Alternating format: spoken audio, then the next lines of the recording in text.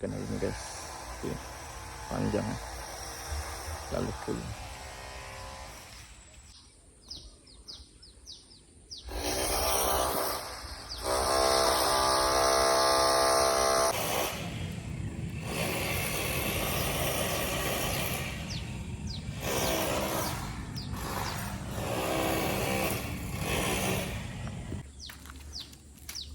Tu dia sepat kampung.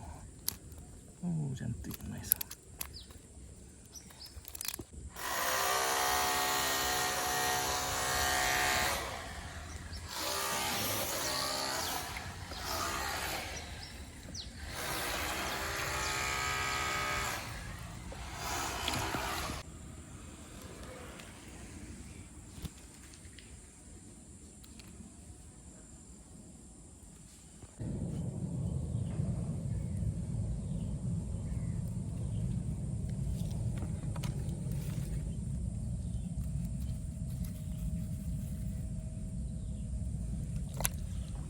Oh, dapat lagi besar.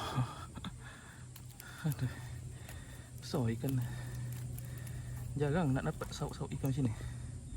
Mancing baru boleh dapat saiz ni. Tapi alhamdulillah rezeki.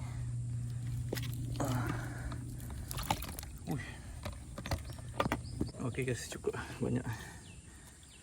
Balik dah. Puas hati guys. Besar-besar dapat. Saya tak ramai mati ni. Tapi tak apa.